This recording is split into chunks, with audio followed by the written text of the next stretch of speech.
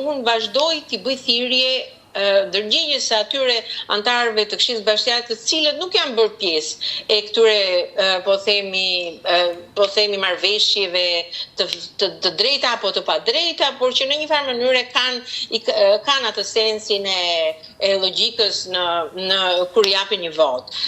Unë do t'i bëja thirrje atyre ta shikonin me kujdes pikërisht ngritjen e komisionit hetimor.